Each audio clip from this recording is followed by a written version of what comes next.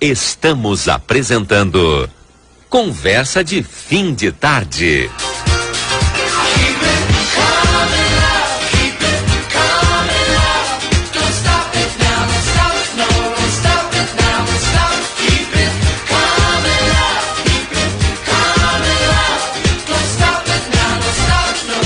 18h13, estamos de volta com a conversa de fim de tarde aqui na 95.3 para Barão Free Shop, Sétimo NOC, Gardel, Janete Badra Imóveis e Unimagem. Pensando sempre na segurança de seus pacientes e colaboradores, a Unimagem agora conta com equipamento germicida certificado pela Universidade de São Paulo, que elimina no ar e nas superfícies todas as famílias do coronavírus. Unimagem Livramento. Já no estúdio, Edsel Gart. Tudo bem, Eds? Tudo ótimo. Narrar uns gols agora, hein? Do Inter, né? Do Inter, com certeza.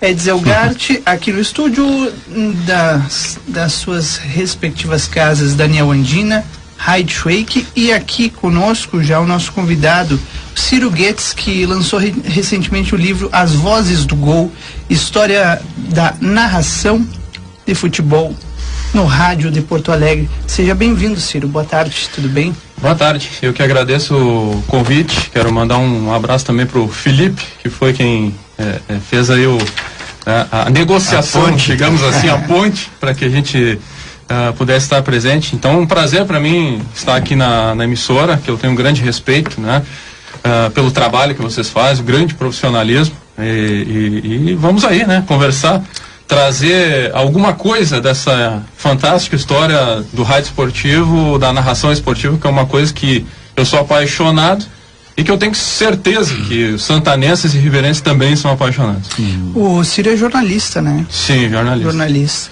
Nós também convidamos um grande amigo nosso da RCC FM para participar dessa conversa, que já está participando da sua casa, aliás, está exilado na sua casa há vários meses. Pedro Ernesto Denardim, boa tarde. Boa tarde, Rodrigo, tudo bem? Tudo certo? Com vocês aí, um abraço pro Ciro. Prazer é nosso recebê-lo, Denardim. A gente encontrou aqui um quase santanense, um riverense. Ele ainda não está decidido, né? Já me converti. Já te converteste. Já sou o doble chapa, digamos que assim. Contou um pouco da tua história, Denardim. Pois é, tu sabe que o Ciro ficou de me mandar o livro, não me mandou ainda. Olha, a cobrança no ar, hein? Mas, não tem problema. Eu até vou procurar numa livraria aí, não tem problema não. O que eu quero dizer é o seguinte, me surpreende que alguém tenha tido essa atitude de fazer um livro sobre narração de futebol, sobre os narradores de futebol. E me surpreende e me orgulha bastante. Porque é o que eu fiz a vida inteira, é só o que eu sei fazer, não sei fazer mais nada, não sou eletricista, não sou pedreiro, não sou médico, não sou engenheiro, não sou nada, eu sou narrador de futebol, o que eu sempre quis ser. Então eu estou muito curioso para ter em mãos esse livro, ver todo o que o Ciro conseguiu colocar. Confesso que vejo no Rio Grande do Sul grandes narradores e acho que é uma história muito interessante, que a gente precisa ter contato com ela, e eu estou muito curioso para ver o livro. Só para avisar, Pedro Ernesto, uma satisfação conversar contigo, que o livro já foi enviado, então a gente só está dependendo agora dos Correios, né? Não, mas depender do Correio é um problema. É complicado, mas vai chegar, se Deus quiser vai chegar e vai ser um prazer, porque inclusive tem uma dedicatória para ti lá. Opa, que legal, muito obrigado. Esse aí tu não vai encontrar em livraria, viu? Tá, agora me diz o seguinte, como é que tu fez o livro, como é que essa coisa acontece? São observações tuas, como é que é? São observações, é claro, mas é um estudo, digamos assim, Pedro Ernesto e amigos da RCC, um estudo inédito pelo fato de que ele começou faz tempo já, foi o meu projeto de dissertação de mestrado na Pontifícia Universidade Católica do Rio Grande do Sul, onde eu tive orgulho de ter recebido, né, o louvor como resultado, além da nota 10 louvor. A minha orientadora foi a professora Doris Fagundes Hausen, que orientou nada mais nada menos que o professor Luiz Arthur Ferrareto. E na banca estavam, tu conhece, Pedro Ernesto, Luciano Kleckner e Sérgio Endler. Então, o trabalho foi sensacional. O que acontece? Basicamente, o trabalho, ele divide a história da narração esportiva em Porto Alegre, mas podemos dizer que também no Rio Grande do Sul, em 3 etapas. Que é a etapa dos narradores desbravadores, que começa em 31. É sempre difícil a gente dizer assim, começou em tal data, porque há uma dificuldade de se encontrar arquivos do passado. Mas considera-se que Hernani Ruschel, pela Rádio Sociedade Gaúcha, em 1931, fez a primeira transmissão, certo? E dessa fase eu destaco outros narradores, como o Cândido Norberto, esse que, nossa, o Cândido Norberto foi... 1950, né? O Cândido Norberto, em 1949, ele fez a primeira transmissão internacional, um jogo entre Grêmio e Nacional no Centenário, vitória do Grêmio por 3-1. E ele... Grande Cândido Norberto, depois fez o Pan-Americano também, né? É verdade, e entre outras tantas coisas, ele foi o criador de Sala de Redação, um programa fantástico do qual... Há quase 50 anos atrás. Exatamente. Então, essa fase dos desbravadores é essa fase que eu digo dos aventureiros, de grande dificuldade técnica, que tu não tinha o retorno, que tu transmitias e não sabia se o jogo tinha chegado. Às vezes o narrador transmitia um jogo, aí no outro dia ligava para a emissora e aí, chegou? Não chegou nada. E o cara ficava com aquela... E o Cândido Norberto, o que ele fazia? Além de tudo, né, o Lauro Santos, que é filho dele, hoje está em Torres, o Laurinho, ele conta que uma das dificuldades também era o isolamento, o fato de tu ter que carregar equipamento pesado, valvulado. Então, o Cândido Norberto, ele foi o primeiro a fazer uma transmissão internacional em Montevidéu, e ainda nesse mesmo ano ele fez uma transmissão na América Central. E tem esse arquivo. Eu encontrei esse arquivo desse gol narrado, uma vitória do Grêmio 3-1 contra El Salvador, está no arquivo da Rádio Gaúcha. Então é um negócio fantástico. No livro está lá a descrição do gol, como é que foi. Então, são narradores aventureiros, que tinham muitas dificuldades. Tem nessa época também o Guilherme Siebenberg, né? Exatamente. O Guilherme Siebenberg, na verdade, ele é citado nesse livro, porque assim, é difícil em um livro só tu contar toda a história. Então eu deixo bem claro assim, eu conto parte dessa história. E o Guilherme... Tá criando uma espécie de uma cronologia. Porque é o seguinte, o volume 1 tá aí, o volume 2 já vai chegar em breve. Tá e aí o Guilherme vai ser outro personagem. É muita gente boa, é muita história da narração. Então, digamos assim, é um pontapé inicial, né? Uma organização da linha do tempo. Então, período dos desbravadores, ali por volta do final da década de 50, eu considero que começa o início do período dos paradigmáticos, que aí é encabeçado por um narrador que o Pedro Ernesto no livro ele conta que foi uma das suas principais influências, Mendes Ribeiro. Deus não joga, mas fiscaliza. Um narrador fantástico, narrou a Copa do Mundo, a primeira da Rádio Guaíba, depois atuou brilhantemente na Gaúcha, voltou para Guaíba também. E nessa fase eu vou destacando narradores que entraram para a história, implementando estilo, técnica, criatividade. E aí passam, neste livro, além do Mendes Ribeiro, o meu querido amigo saudoso Milton Ferretti Jung, responsável pelo teste que aprovou o Pedro Carneiro Pereira, né, que é considerado, não sei se o Pedro Ernesto concorda com isso, mas é considerado o maior narrador da história do Rio Grande, Pedro Carneiro Pereira, né, que teve um...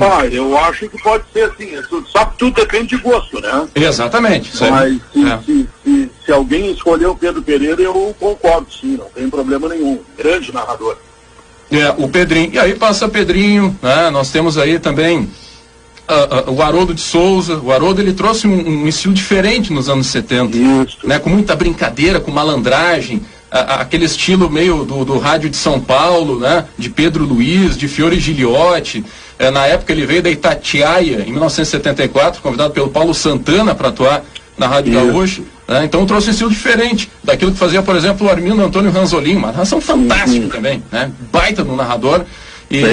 Que é uma figura, obviamente, presente nesse livro, e entre outros, Samuel de Souza Santos, Roberto Brauner, né, narradores que eu conto a história.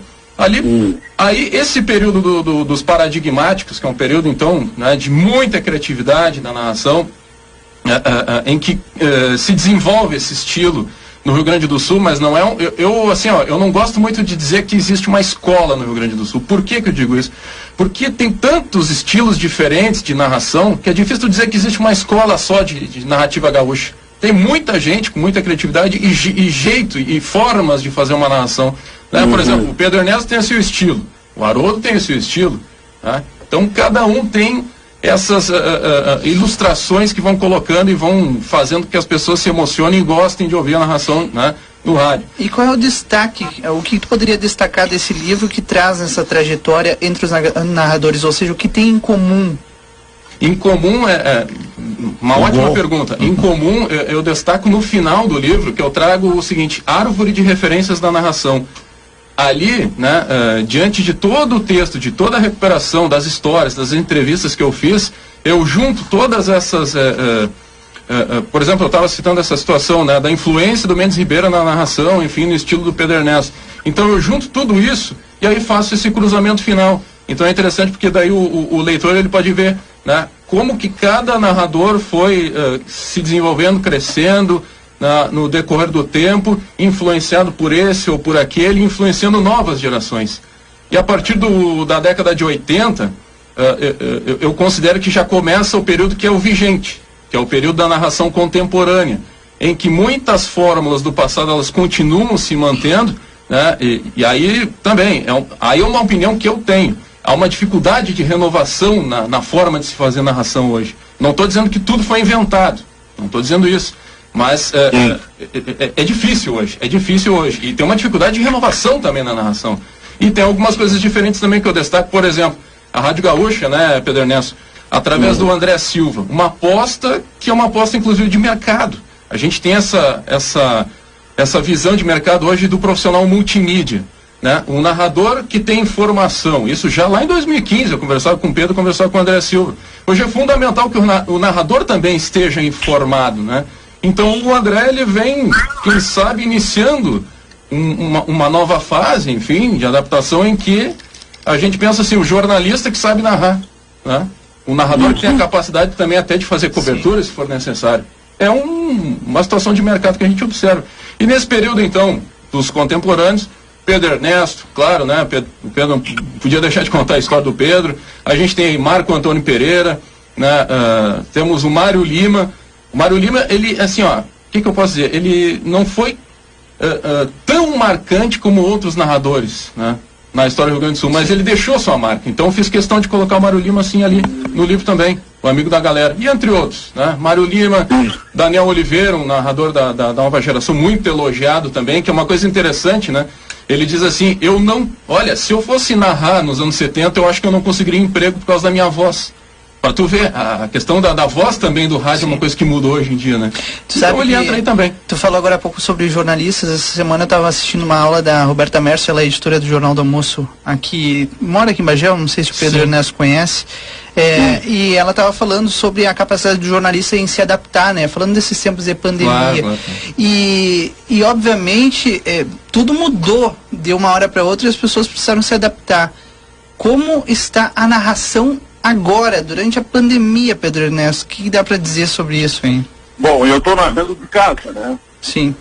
Eu boto o jogo no pay-per-view, na RBS TV, o operador, o Géder, vem aqui e me acompanha, o Guerrinha fica em casa também, porque nós temos mais de 60 anos, então a RBS não deixa a gente sair.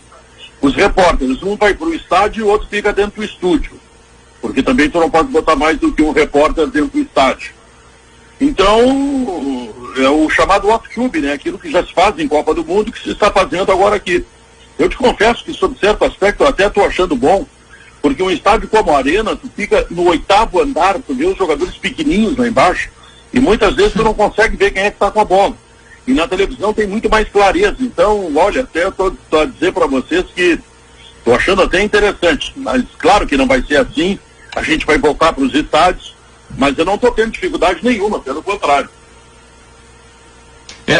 Inclusive isso aí é uma polêmica entre os narradores, né? O Pedro disse que para ele tá tranquilo, outros, por exemplo, já não gostam muito, já estão reclamando, eu vejo isso nas redes sociais, né?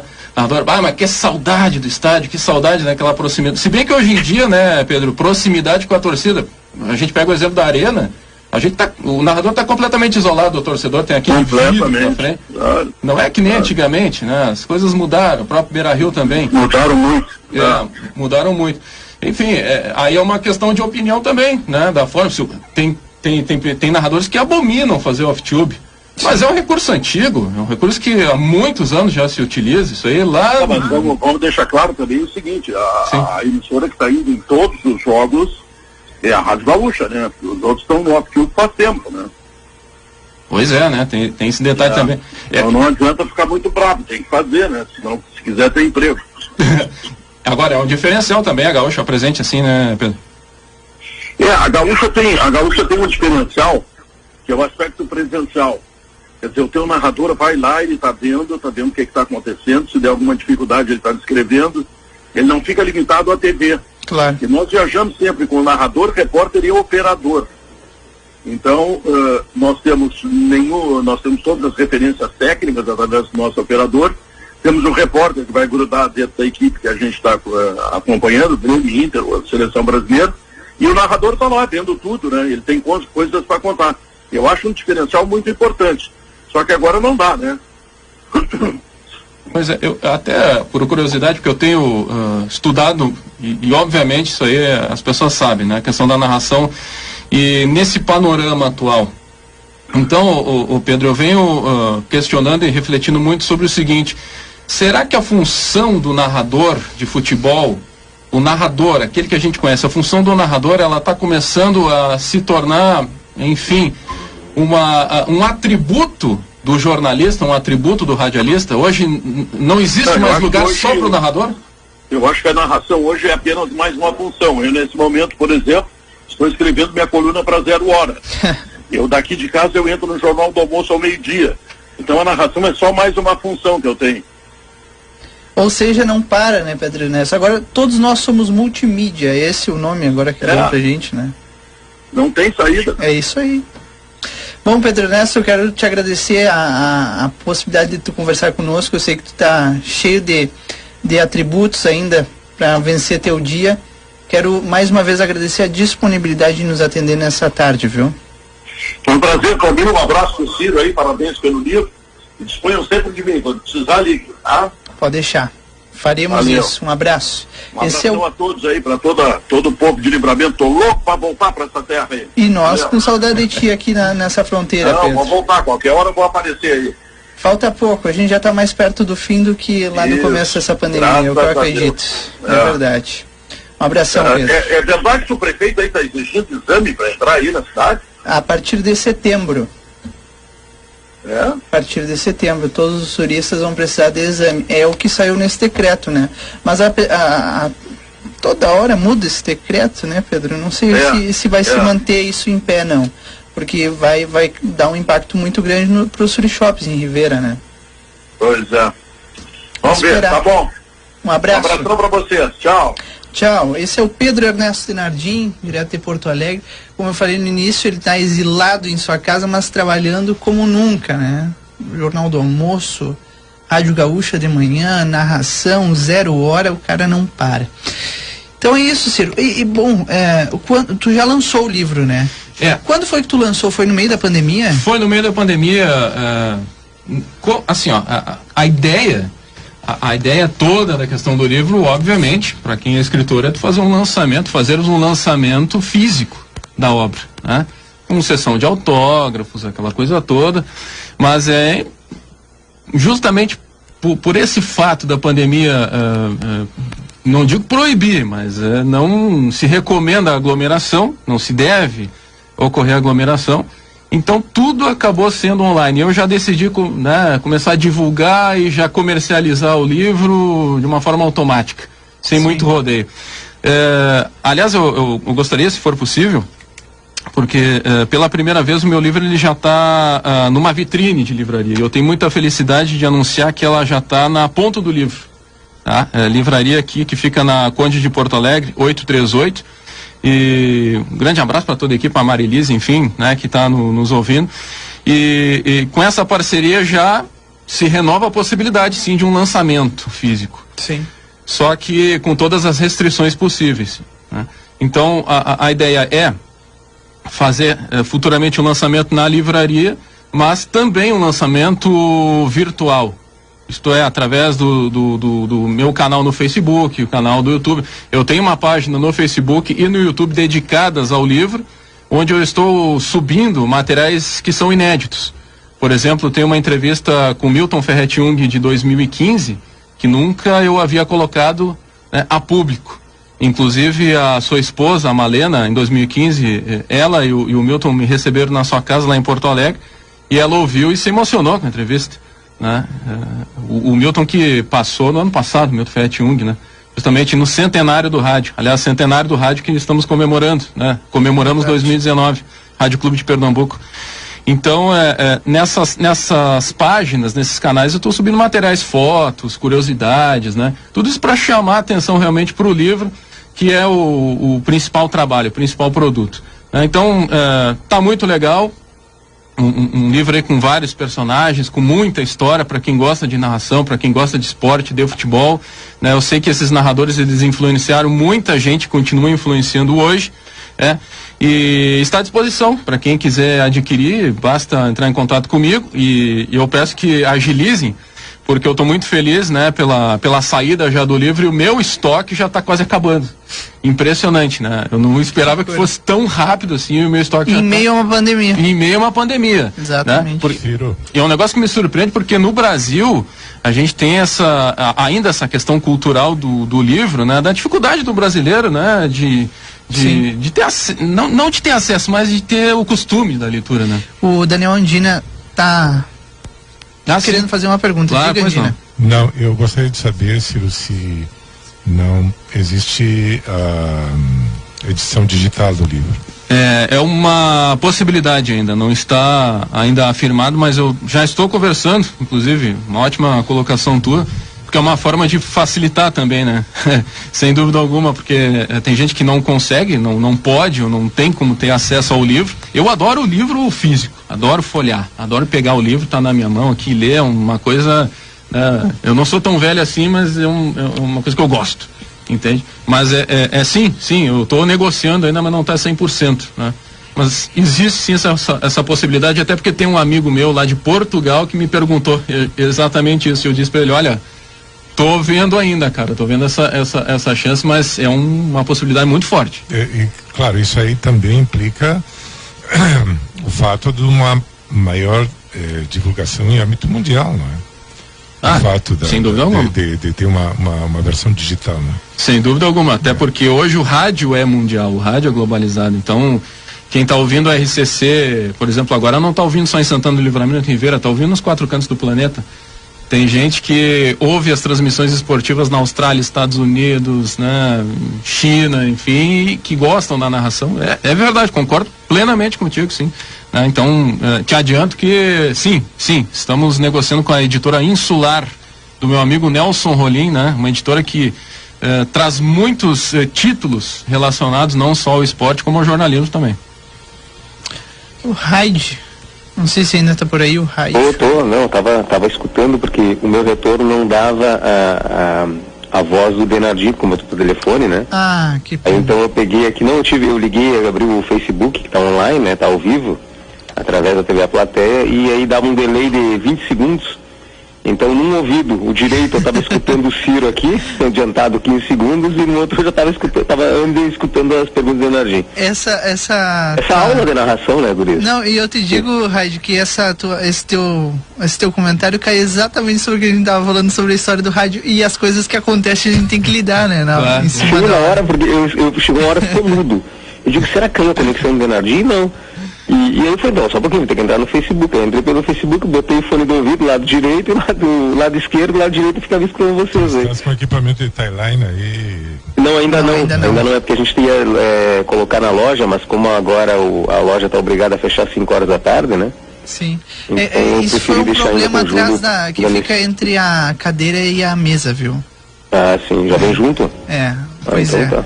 Mas a gente vai tentar resolver isso, viu, Raid? Mas, Ciro, parabéns. O que tu tá colocando para nós ali é uma aula. Todos nós que gostamos dessa questão de rádio, da história da rádio mundial e das transmissões esportivas, e tu junto com o Denardim nos deu uma aula de como se forma um radialista e de como ele começa a ter interferências e aprender com outros até chegar num determinado nível, como está acontecendo agora, né? E o que a pandemia fez com que essa profissão teve que se adaptar, como tu disse agora aqui.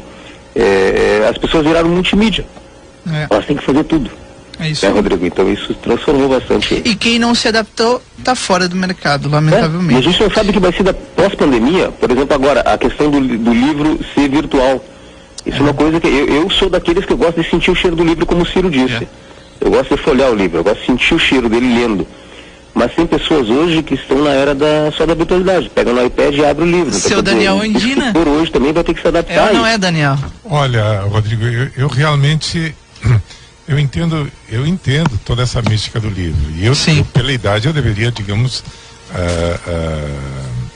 ser totalmente, como é que eu vou dizer, tá totalmente de acordo com o que foi colocado. Agora, o livro digital é muito prático. Sim. É muito prático. E assim, ó, até tu levas o livro para onde tu fores, tu levas 10, 20, 30, 40 livros para onde tu fores sem ocupar lugar nenhum, não é? Além de ser mais barato, né, Andina? Sim, é mais barato. E então, em matéria de praticidade, eu acho que é incontestável. Agora, eu tenho inclusive colegas da minha profissão que descartaram todos os livros físicos, não é? Claro que primeiro se asseguraram de ter os exemplares digitais, né? Claro. Mas descartaram, limparam, fizeram uma limpa em casa. Agora, enfim, eu sou eu tenho certos dicionários, por exemplo, hoje, apesar, por exemplo, do Google e dos dicionários online, eu tenho certos dicionários que eu prefiro consultar o dicionário físico, viu? Não adianta. Tem um ouvinte aqui, o Paulo, ele está perguntando, Ciro, você poderia falar um pouco sobre o Ranzolin, do que tu lembra aí da entrevista que fizeste com ele? Ah, sim. Que tu destaca. Com certeza. Aliás, tem um caso curioso a respeito do Ranzolin, que o livro, como eu disse aqui no princípio, eu comecei a trabalhar ele como projeto na minha dissertação, isso em 2014.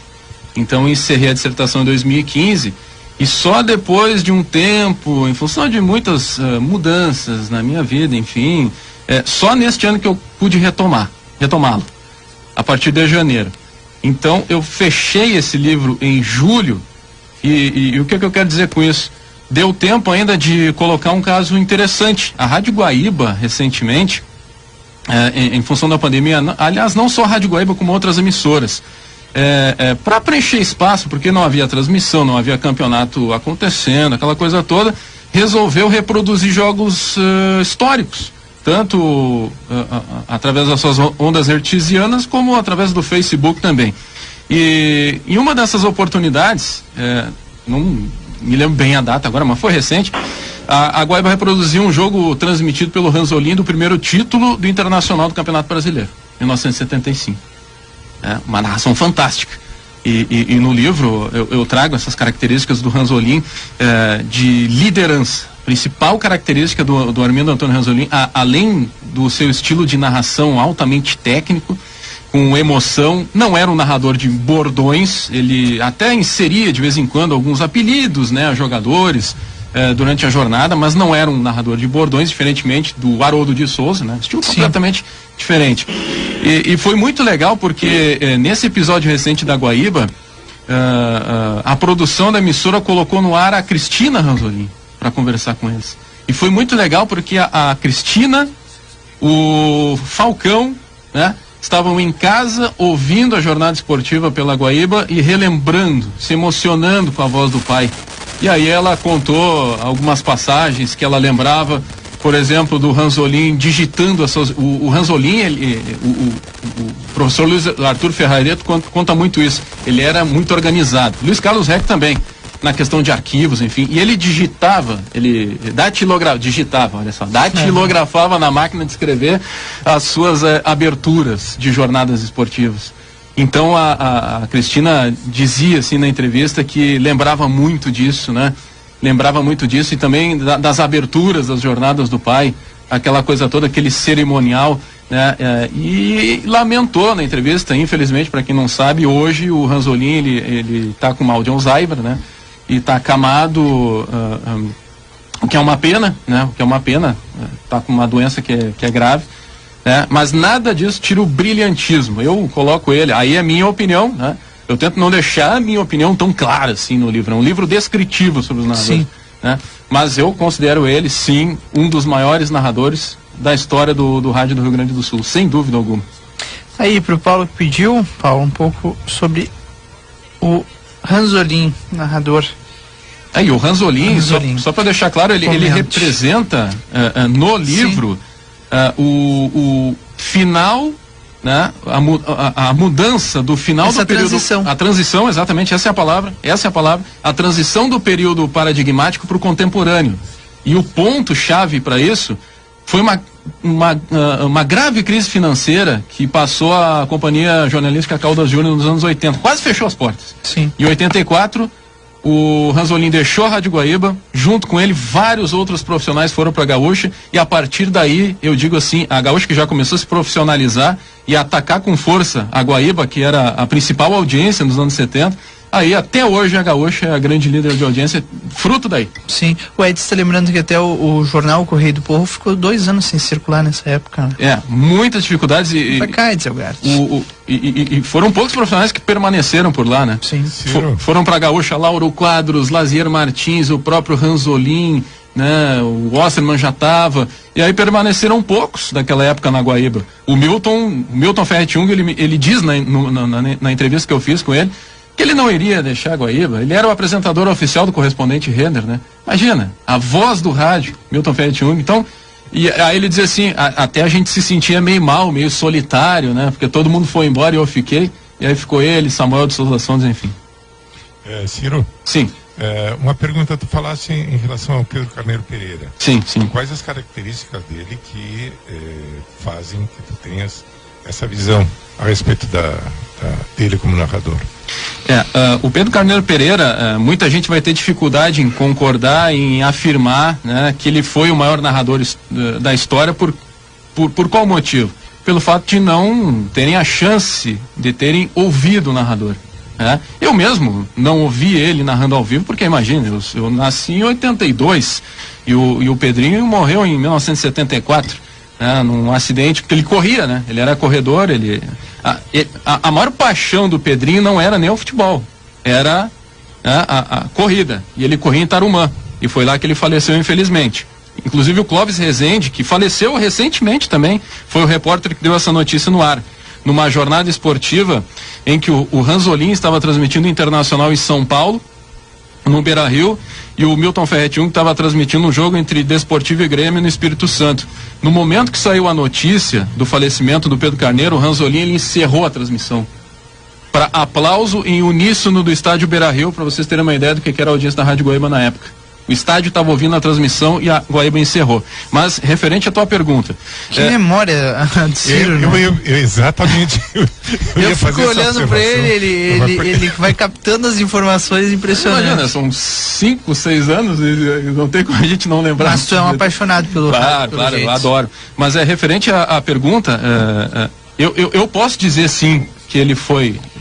Na minha opinião, talvez não sei se o maior, tá? Eu estou trabalhando com uma opinião geral que eu captei, de gente que considera, né? Inclusive o Haroldo de Souza, que veio lá de fora, considera também ele o maior narrador da história do Rio Grande do Sul. E eu tive o prazer, até pelo fato de eu ter atuado na Guaíba também, então tenho minhas amizades por lá. Me facilitou o acesso ao arquivo histórico, que eu acho que é o maior do Rio Grande do Sul. Cara, é um negócio assim fantástico, é como se tu entrasse numa caverna do Alibaba, do tesouro.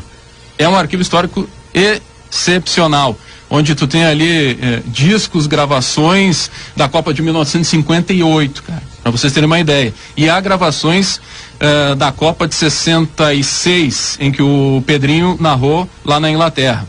Então eu tive acesso a jogos completos do Pedrinho. Então é um negócio fantástico, porque naquela época havia uma característica de transmissão do seguinte, era praticamente só o narrador. Tu tinhas ali alguma entrada de reportagem e alguma entrada eventual do comentarista. Na época era o Rui Carlos Osterman pela Rádio Guaíba. Se tu ouves a narração do Pedro Carneiro, ele não erra, ele não tropeça. O discurso dele é um discurso com fundamento. Ele sabe o que está acontecendo e ele era um narrador que estava sempre em cima do lance. E eu cito, por exemplo, inclusive quem quiser, Eu disponibilizei na minha página no Facebook. O polêmico gol da Inglaterra na Copa de 1966, que aliás ele narrou por tubo, né? A Guaíba não pôde entrar, narrou por tubo. O off-tube naquela época, uma novidade, né? Graças aí a Flávio Alcaraz Gomes, né? A visão do Flávio e aí o trabalho, né? Enfim, do Pedrinho. A narração desse gol polêmico é um negócio fantástico, porque ele não titubeia no momento do acontecimento, ele descreve exatamente aquilo que ocorreu, grita o gol exatamente no momento que aconteceu, porque os amigos vão lembrar, né? Aquele gol polêmico que a bola bate no travessão e em cima da linha ou dentro do gol, até hoje ninguém sabe direito, né? E o Pedro descreveu de uma forma brilhante. E outro episódio também dessa Copa de 66 é o discurso do Pedrinho no momento da eliminação da seleção brasileira, né, que talvez tenha sido uma das mais desorganizadas da história, na época da CBD.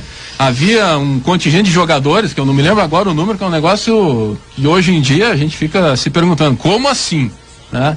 Pelé se machucou, uma seleção que tinha Garrincha, e o Brasil foi eliminado na primeira fase, perdeu para Portugal de Eusébio. O discurso do Pedrinho é um negócio fantástico, que está gravado nos anais da história do rádio esportivo. E eu acho muito interessante, a Indina, a Raid, que estão aí também, a memória do ouvinte, né? O Nelmo, por exemplo, disse aqui, ó, quando morreu o Pedro Carneiro, o Ranzolin fez uma homenagem muito emocionante. Então, até hoje, essa memória está nos ouvintes, né? De futebol do rádio. Basicamente, quando ele morreu, houve um choque. Todos ficaram chocados com o que tinha acontecido. Tá? E olha só, tem uma história curiosa, que é contada no livro, também tem um trecho, em que o Pedrinho tinha tido uma reunião com a diretoria do Correio do Povo alguns dias antes do seu falecimento. E foi solicitado a ele que parasse de correr, porque as pessoas sabiam do risco, porque ele, na Copa de 66, por exemplo, ele se acidentou e foi engessado para a Copa. Sim. Viajou engessado para a Inglaterra. Então, as pessoas temiam pela vida do Pedrinho. E o que acontece? O Pedrinho, então, foi um choque incrível. Aconteceu essa reunião e pediram para ele não correr, é isso? Exatamente. E pediram para ele não correr mais, por quê? Porque ele já estava indicado para ser o diretor da TV Guaíba, que seria implementado em breve. O Pedrinho ia ser o diretor da TV Guaíba. E acabou não sendo. Tem um ouvinte aqui, o Edson até acabou não me mandando o nome do ouvinte. Ele pediu para falar sobre o narrador Luiz Alberto Antunes Vargas. Esse Vargas... Ele foi narrador da Rádio Gaúcha, atualmente está em Santa Maria, é isso, né, Edson? Sim, na verdade, tá no teu rol aí. O que acontece? Eu deixo bem claro essa situação aí do livro, que eu não conto a história definitiva da narração. Sim. Né? Então, esse narrador, né, que foi citado aí, entre outros, tem muitos narradores, por isso que eu já estou... nem terminou essa primeira edição ainda, eu acho que já vai ter a segunda edição, mas eu já estou projetando um volume 2 também da obra, porque faltar só nesse período da narração desbravadora, tem histórias aí do Guilherme Siebenberg a serem contadas, do Rafael Merolilo a serem contadas, do próprio Farid, que eu citei, mas o Farid tem uma importância muito grande também, o pai do Faridinho, né? Farid Germano Filho, Farid foi narrador também, foi o primeiro narrador aí a fazer uma transmissão interestadual, né? E entre outros nomes que ficaram de fora, porque infelizmente não há espaço, né? Então, esse nome citado, certamente aí a gente pode também, quem sabe aí, sim, fazer uma pesquisa e colocá-lo também, mas excelente vai narrador. Aparecer nome pra ti. Tem muitos nomes. Bom, Ciro Goetz, é um prazer enorme ter recebido aqui hoje no Conversa de Fim de Tarde, ter recebido, e eu tenho certeza que em breve a gente vai estar falando sobre o novo livro, porque tem narrador ainda para escrever história, e enfim, e pelo que eu vejo, tu és um apaixonado e tem uma vasta história já contigo que talvez tu não tenha passado tudo ou nem perto disso pro teu primeiro livro.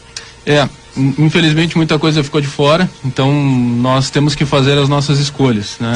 E mesmo assim eu diria que o livro está muito bom, a modéstia à parte, fazendo aqui a minha propaganda, mas tá muito bom o livro mesmo. Quem já teve acesso, né, pelo menos é o que está dizendo, e eu espero que quem tiver a oportunidade de ler que desfrute, né?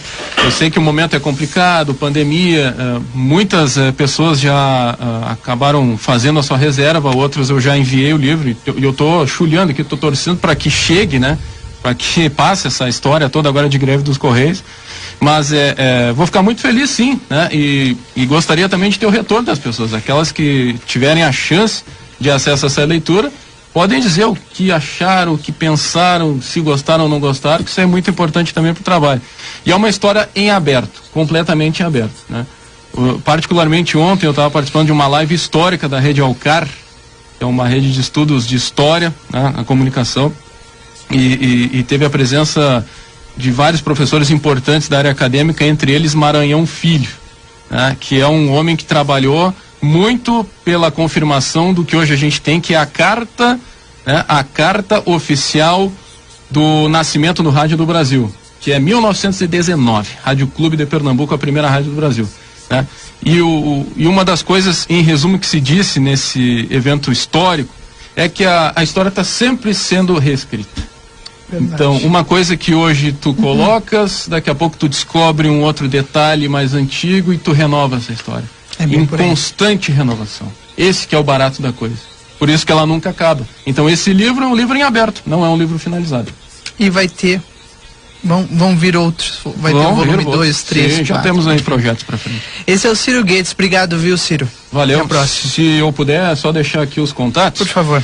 Quem quiser adquirir o livro comigo, tá? Eu vou deixar aqui meu telefone, que é o WhatsApp, e eu peço para agilizar, porque o meu estoque já está acabando. Já está indo rápido, surpreendentemente. Então, 51998851049, 51998851049. Também através do Facebook, página no Facebook do Vozes do Rádio, no YouTube, através da editora Insular, insular.com.br, e o livro, para facilitar, para quem está aqui em Santana do Livramento, na livraria Ponto do Livro, que fica na Conde de Porto Alegre, 838, aqui pertinho, inclusive, eu deixo inclusive o WhatsApp 55984358110, 32413966, uma livraria sensacional, o livro já está lá também. Livro As Vozes do Gol, história de narração, da narração de futebol de Porto Alegre, no rádio de Porto Alegre. Mais uma vez, obrigado, viu, Ciro Guedes? Eu que agradeço, um abraço aos amigos da emissão.